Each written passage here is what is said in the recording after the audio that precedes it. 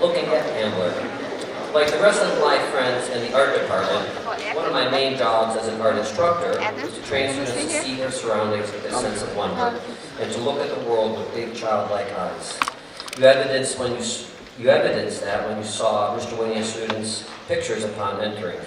Keen observational abilities are critical to art making, but they are also important in developing what we artists call an aesthetic sensibility, or simply our sense of beauty.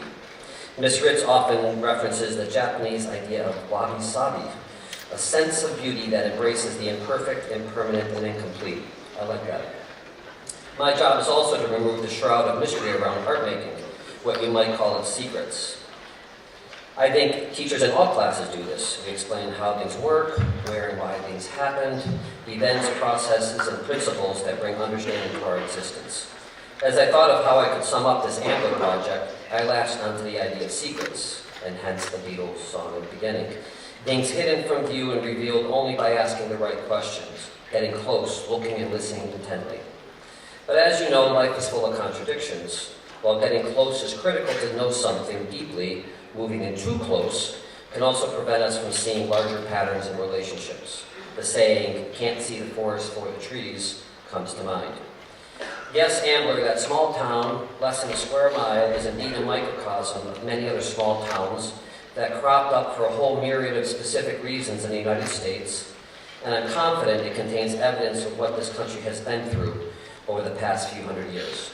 To know Ambler's story, you need to dive deeply and put it under the microscope, as you would any good project. But you'll also have to pull back, think, and examine the changes. So hopefully what you'll see here is a bit of both, through the lens of visual and performing arts, history, science, and math, and hopefully through this process, some of Ambler's secrets are revealed.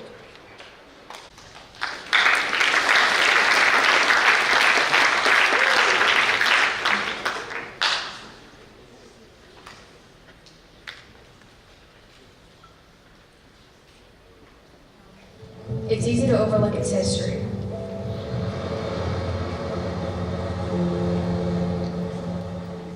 Turns out, it's even easier when you drive by that town every day. Some think of history as an exercise in empathy, picturing what life's been like for people around the globe across centuries.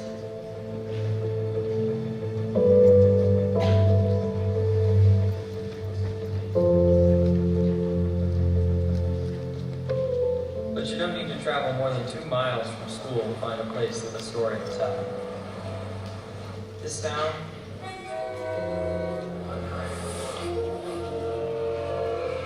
is Ambler.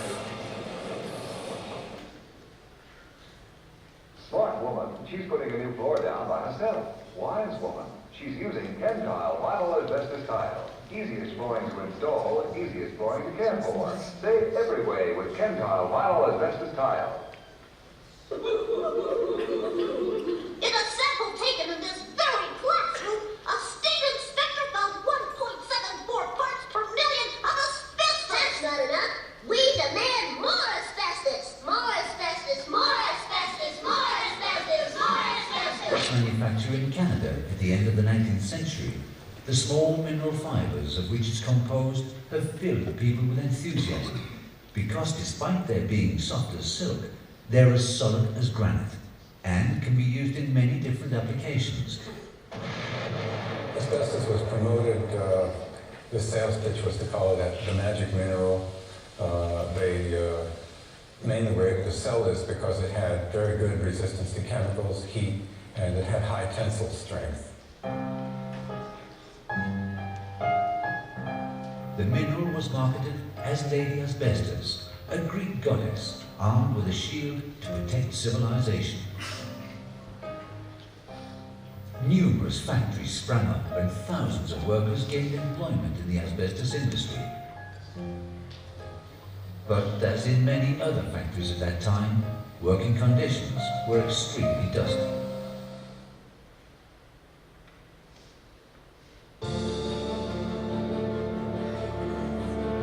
In the golden age of industry, people flocked here in search of factory jobs processing asbestos.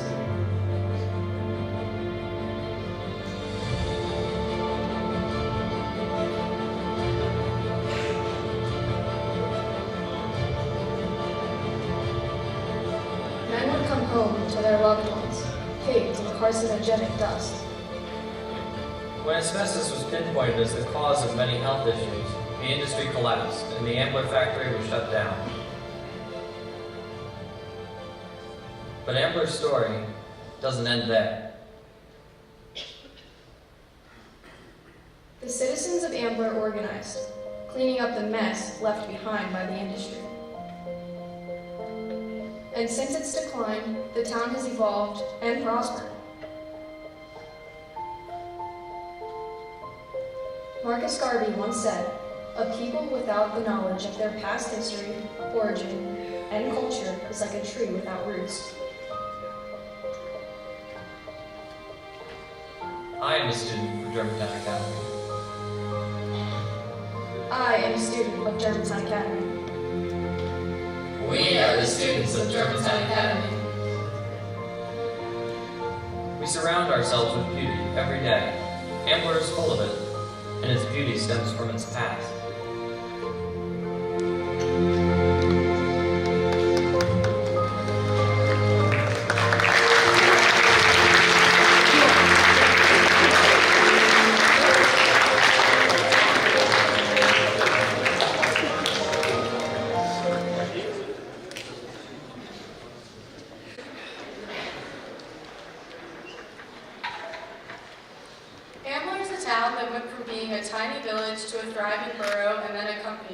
Until the bottom fell out of its industry that fueled its rise and prosperity, and the human and environmental costs of industrialization revealed themselves. The settlement began in the early 1700s when William and George Hamer purchased a 408-acre tract from William Penn, including most of what is now the Ambler Borough. Further settlement produced Wissahickon Village, named after the creek that runs through the area that was full of catfish. Various milling operations, especially grain milling, became the primary industry of the settlement. In the mid-1800s, Wissahickon Station became a stop on the North Pennsylvania Railroad line. The railroad allowed Wissahickon grain farmers to send their milled crops directly to cities like Philadelphia, and both communities benefited. Shortly after the train line was established, tragedy hit. The Great Train Wreck of 1856 occurred between the Campbell and Wissahickon stations. A train containing over 1,000 passengers, bound for a country picnic in Fort Washington, organized by the St. Michael Catholic Church, collided with an oncoming engine on the same track, killing around 60 people and injuring hundreds.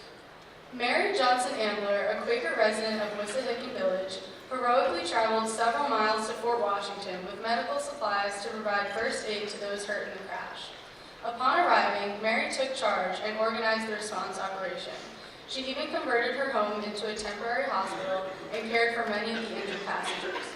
Following her death, the North Pennsylvania Railroad renamed the Wissahickon Station to Ambler Station in honor of her service. By the 1870s, Ambler was in a slump. While milling grain had once sustained the town, the railroad allowed farmers to send their grain directly to large food distributors in Philadelphia, who could grind the grain themselves at a cheaper cost. Many of the smaller Ambler mills either closed or were operating at a loss. In 1873, Henry Keesby and his business partner, Dr. Richard Madison, founded Keesby & Madison, a small pharmaceutical company in Philadelphia that manufactured headache medicine. After Madison visited Wissahickon and found ample sources of spring water, limestone for medicinal ingredients and for building construction, and the available access to the railroad, Keesby & Madison moved their company to Ambler. The small community welcomed this new industry in the hopes that it would bring other companies to the area, provide new jobs, and revitalize the town. Experimenting in the lab, Madison discovered that mixing magnesium carbonate and asbestos produced an insulating fabric that significantly cut fuel costs when it was wrapped around steam pipes in homes and buildings. Madison then reoriented his research, and within 5 years, the company had changed its focus entirely to the manufacturing of numerous asbestos-related products. Keesby & Madison became the major local employer of Ambler. The asbestos industry in Ambler provided jobs and an element of prosperity for the town. Madison built Ambler Borough's first library and opera house in 1890 and built the first asbestos textile plant in 1896. He built the boiler house in 1897. Keesby & Madison built factories and warehouses, which created many jobs and led to paved streets, the first electric streetlights, the first water system, and the building of a variety of homes. Madison established a borough bank and loaned money to town businesses for renovations and expansion. Ambler grew and gentrified. Madison lived in an enormous mansion on a 400-acre estate situated in Upper Dublin Township, across the street from the Ambler borough line. He called it Lindenwald. It was modeled after Windsor Castle in England. It had a 6-acre lake, beautiful gardens, many statues, and it was surrounded by a stone wall with 2 gatehouses and elaborate wrought iron gates. Madison hired architects to build Victorian-style homes for company executives in Upper Dublin and simpler homes for lower management and workers in Ambler Borough. He imported Italian stonemasons to help with these plans. Upper management might live in a town in one of these beautiful homes on Lindenwald Terrace. Middle managers might live in one of the single-family stone homes. Other workers who were in other non-managerial jobs might live in twin homes or row homes. Ambler was truly a company town. Madison kept the rents cheap and the salaries low for his employees. A bell would ring in the morning to wake employees up and get them to work on time. It seemed like a wonderful place to live, work, and raise a family. After the Great Depression hit in the 1930s, Madison went bankrupt and he was removed from his position as president by his creditors. By the 1960s, the plant was sold to Certainty Corporation, but even they could not save the business, and it finally closed for good. The boiler house was left vacant and the town declined due to the absence of what had been its primary employer for years. Despite the ups and downs of the past 3 centuries, the history of Ambler was largely an uplifting story of small-town progress in America. But the 1970s dramatically changed that traditional story, and the sense of optimism largely disappeared at the human cost of the economic progress became clear. Since the 1930s, Keesby and Madison had been dumping asbestos-containing waste on a pile site in Ambler, near the row homes of workers, which was where many of the town's African-American residents lived. While the White Mountains grew and became a part of the landscape over the next 4 decades, by the 1970s, the hazards posed by the piles began to reveal their deadly toll on the workers and residents of Ambler. We'll now hear a reading of Fire's Claim by Sidney Hill and Siani Williams.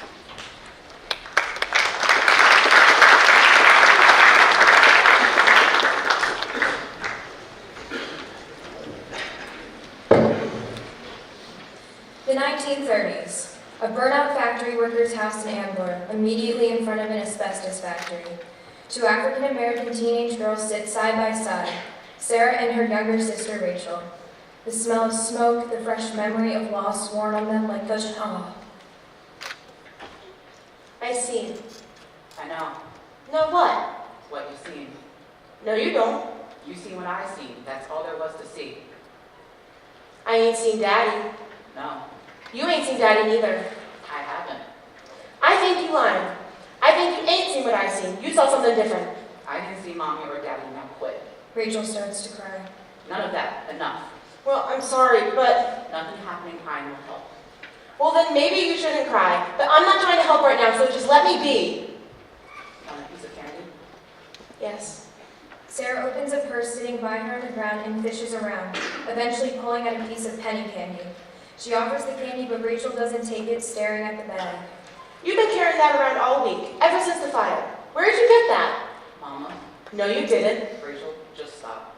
Mama didn't give that to you. Mama would give her back to no one. And you trying to tell me to stop crying, but at least crying is honest. Rachel. No, Sarah, what you seen then? Nothing. Why are you lying to me? I'm not. You run and find me in Jonathan's house and pull me out of the fire, and you tell me we'll be okay, and that you ain't seen Mama or Daddy, but you got Mama's purse and think I won't notice. Don't mean I seen them. Then did Mama give you the purse? Yes. You're lying! I'm not lying. Whatever. Okay, I took the purse just in case. Happy? I know why you're lying. I'm not lying. It's 'cause they're dead. They're dead and you ain't telling me. Why? You think I don't see what happened? Just like you think I won't notice you carrying Mama's purse. I know you seen what happened. Then why are you lying? I'm not lying. What do you call it when you deliberately say something that's wrong? If I put the purse down, if I admit where I found it, what then? There ain't no what then. You're looking at what then, so just get it over with and say it out loud. Refusing to say it don't make it not true. So why are you lying? Because they're dead. Thank you. I don't get why we didn't get any of it. Any of what? From the factory. What about the factory? You wonder why them office workers' house not burn out? No. Why not? Because I'm smarter than you and I get how this works. You so smart. Why you need me to hand for you what happened to mom and daddy? I did that because you're my sister, and I hope you'd be honest with me. Well, I was being honest. You're lying again. Daddy come home every night, head to toe covered in dust, and coughs and coughs and coughs till he coughs up blood. Then what? Nothing is what? Nothing for him and now nothing for us. You want a piece of candy? Yes. Rachel takes the bag and fishes through, looking for a piece of candy. She stops and pulls out her mother's compact, opens it and looks at herself. She gently touches her cheek, notices how sad she looks. She fishes around some more and pulls out her mother's clutch, opens it and counts the money she finds there. The hell are you doing? Put that back. Mama's dead and we gotta eat. Put it back right now. Now look who's crying. Ain't nothing that'll help, Sarah. Give it to me. Sarah makes an attempt at taking the bag, but Rachel puts up a fight. Sarah's a bit bigger and stronger, though, and eventually pins Rachel, taking the bag. I don't see why you're being ridiculous about this. We gotta eat. You're so smart that you have no idea how some stuff works, baby girl, but some important stuff about people. Don't call me that. In case you're ever unlucky enough to lose someone again, don't come in between someone else and their grief. I'm sorry. It's okay. Rachel stares at the bag for a second, starts to slowly reach for it, but stops when Sarah stares at her. Sorry. Sarah gives her the bag. What are we gonna do? The factory will help. They'll build new houses. They got to. That's not what I meant. I know. Then why are you talking about houses? Gotta talk about something and figure I try and Rachel coughs for a few seconds. Sarah trails off and picks bag up. change the subject. They gonna have a burial? There'll be some big service probably, soon too. You know what they make over there, right? Yeah. What they make all damn day, what they make and sell. Yeah? Make and sell, but they don't bother putting in our houses. Well, I bet when they rebuild, they gotta do something. Right. They gotta do something. They just gotta do something, right? Definitely. You say you're smarter than me. That was me, I'm sorry. You are. Yeah, but I don't need to go reminding you. Well, But so what? you're gonna be okay. Between you and me, at least you'll be okay. You'll get away from Keystone and Madison. You'll get away from Ambler. You might even get away from the East Coast. You'll do big things with other smart people, and someday you'll forget what burnt out buildings look like. Stop lying. I'm not. Then you really don't know how things work. Rachel. How you think someone like me gets away? And gets away to what? Some other factory shanty town and some other factory in some other little factory city? Some other place that's got small people and small thoughts. You think I can go to college like those? And you think no matter how far away I get, the smell of smoke and mama and daddy will ever leave my brain? It will be there every time I blink from now on, Sarah. And I don't know what I'd do if I was you, because I'm pretty sure you saw their goddamn bodies and took that purse right from mama's charred hand, and I dare you to tell me I'm wrong. I guess I'm just trying to. Change the subject? Yeah. Rachel puts their mother's purse between them. All right. Compact, lipstick, wallet, pills, more pills. Oh. She removes a photograph. Rachel looks at her with it. Look at how young Daddy and Mama are. Look how young you are. This is before Ambler, I bet. Nah, that's the house in the back. Look, Oh yeah, you and me never lived out of Ambler. We were born after Daddy got work in the factory. I remember now. Yeah, I want to keep the picture. it's yours. You're not gonna put a fight up? Why bother? You think I'm gonna forget all about Ambler, so I might as well start now. You just have to turn everything I say back on me, don't you? I don't need to. You're real good at pretending then. Well, you believe in lying and pretending it's to save my feelings rather than your own. Why are you mad when I cut through that nonsense? Because you don't realize that someone being kind to you isn't looking down on you, just being kind. Well, But that's no bull, Rachel. You'll leave Ambler if I have to tie you up and put you on a rail car. You see what happened. You see what Keystone and Madison do. You know well as I did at old men getting sick by accident. No one else wants to admit it, but this place isn't good for us. The builders knew it when they didn't put insulation in our houses, and now we know it too. And God is my witness, Rachel, I will put you wherever the hell I can find safety. Now tell me how I'm looking down my nose at you because I'm looking out for my sister. and this is what you want me to remember, to look back on fondly? You want me to find love in this monster you're describing, Sarah? Give me a reason to look back if I leave. Any reason. Any reason at all besides loving you. Loving me ain't enough. I ain't enough for you to look back on and smile. When I look back and see you holding Mama's purse and smell, I'll never forget those things. No matter how hard I try, and I will, I swear to it, I will try. I get it. Sarah, no. There's nothing here, I get it. It's not. Sarah, I'm really scared. Me too, baby girl, but at least for a moment, they'll do something. Rebuild, put us in beds, give us food. They gotta do something. I'm scared about She goes into a coughing fit. It's bad this time. It passes. the morning after the fire. I thought I'd never breathe again. The stuff I coughed up. And that smell, it's like, you ever smell rotten milk? Milk that sat out too long in the heat or something like that. I did once. And I thought that smell would never go away, and it's nothing compared to this. I was wrong. When they rebuilt, the houses will not be insulated. How do you know that? Because they weren't insulated in the first place. A company that won't protect against loss won't prevent it again. Mark my words. You've seen how Keesby and Madison does for its people. You don't know that. Well, we'll see. Hopefully not. Hopefully we won't have to see. Well, Yeah. Rachel, just What? promise me Promise you what? that you won't forgive me when you go, because if you do, I'll have nothing left. Promise me you won't forget. Please, Rachel. Just promise me you won't forget. I can't.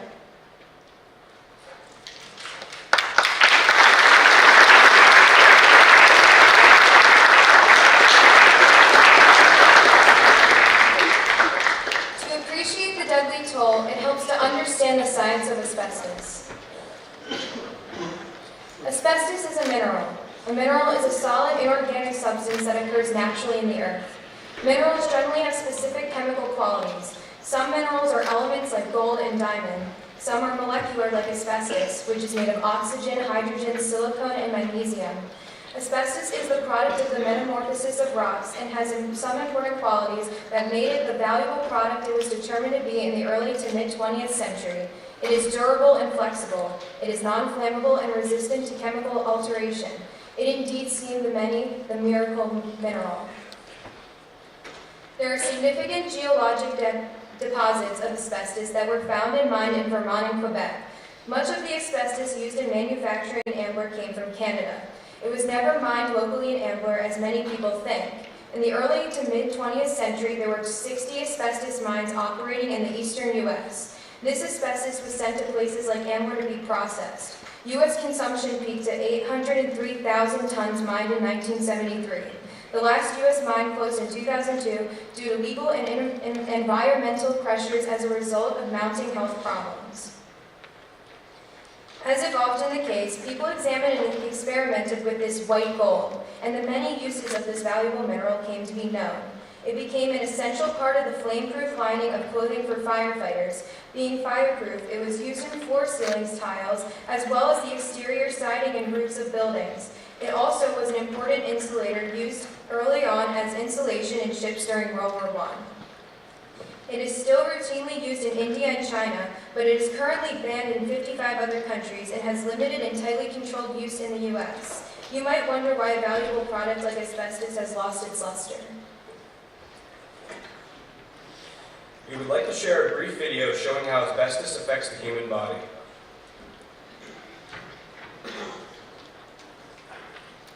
All right.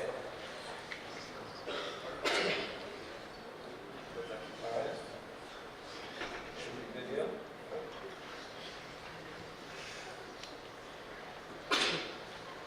Put that video on.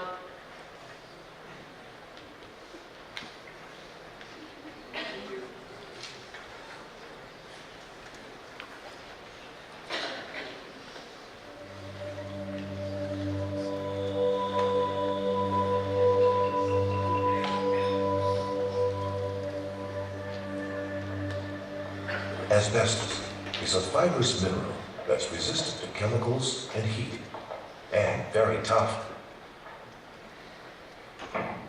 It was also added to the building materials of many older homes.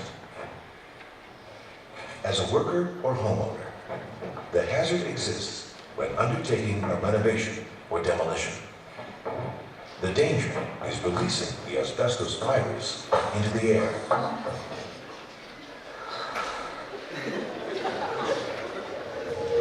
When a worker breathes, asbestos fibers enter the mouth and nose and flow down the air passages deep into the lungs.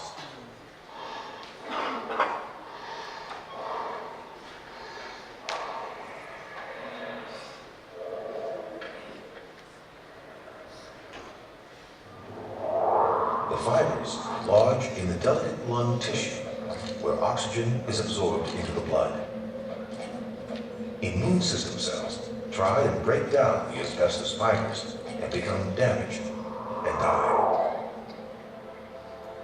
Scar tissue forms around the dead cells and spreads as more fibers embed in the lungs. Asbestos fibers can remain in the lungs for long periods, and the scar tissue that results continues to develop for many years after exposure. Eventually, so much scar tissue develops that the lungs stop working. Since the year 2000, more workers have died from asbestos disease in BC than any other workplace injury.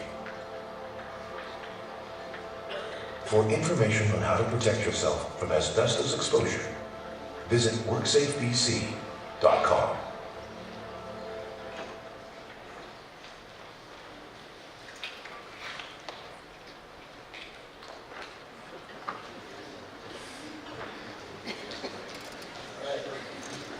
When asbestos is left undisturbed, it is not harmful. However, when asbestos is disturbed and the mineral fibers become airborne, it can be very harmful. Although the asbestos factories in Ambler and all producers in the U.S. have been shut down, asbestos-related cases still occur due to the continued exposure to the fine fibers as renovations on buildings and other infrastructure are completed. There are several different diseases caused by the exposure to the fine mineral fibers which were released in the manufacturing process. The following illnesses result in different outcomes for the patient, but the root cause is exposure to the fibers: asbestosis, mesothelioma, lung cancer, pleural diseases, and pleural plaques. These images illustrate the differences between normal lungs and abnormal ones. Thousands of contaminated sites exist in the United States due to dumping or improper management of chemically hazardous waste materials.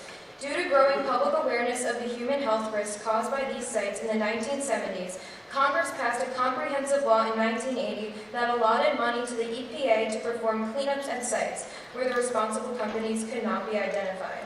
This law was called the Superfund, and the list of sites designated for cleanup was called the NPL, or National Priorities List.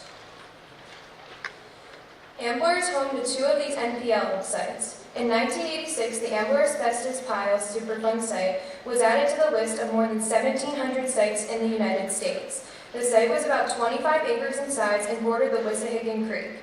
More than 1.5 million cubic yards of asbestos waste was dumped in this area over a 40-year period. The cleanup was completed in 1993.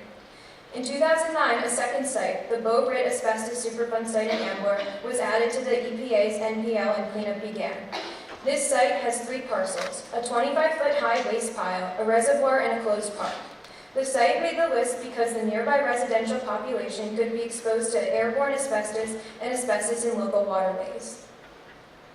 The cleanup was completed in 2017 by capping all asbestos-containing materials on the 32-acre site using a geotextile liner topped with 2 feet of soil that was seeded to prevent erosion. Starting about mid-2019, stream bank restoration will begin and the Green Ribbon Trail will be closed from Butler Pike to Mount Airy. Chemical testing of air and water will continue for the next 5 years.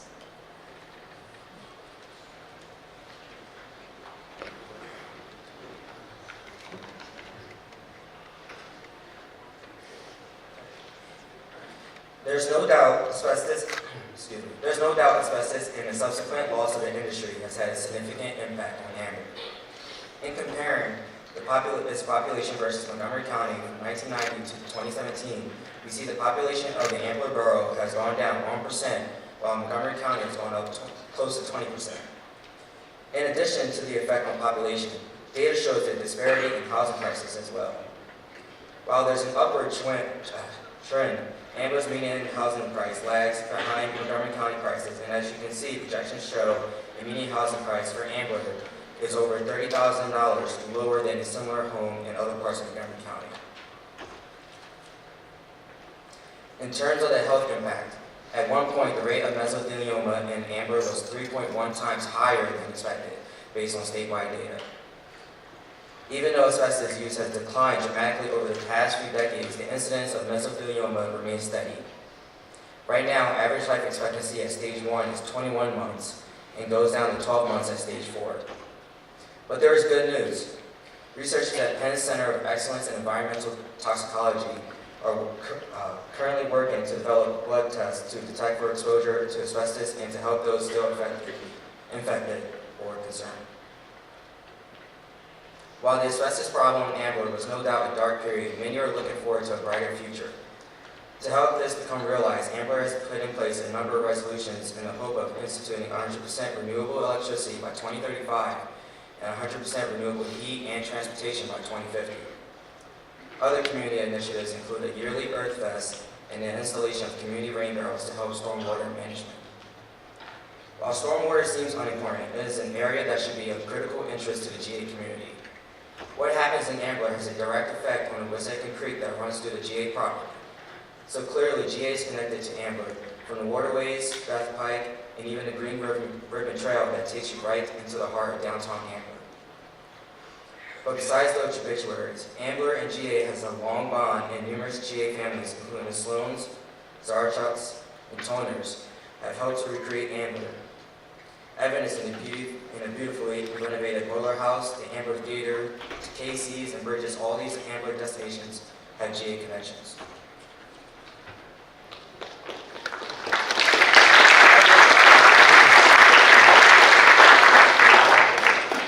So, in the end, Ambler is our home too, which probably makes some of what you heard today shocking, revealing, and I know, unfortunately, a little bit boring. But I promise we're going to end this on a high note. Ambler no longer has a serious asbestos problem, and while the McDonald's is gone, there's other cool things. A skate park, a great historic theater, and restaurants where you can taste food from around the world, all within a short 25-minute walk down the lovely Green Ribbon Trail. Questions, yes, there are still questions and real concerns.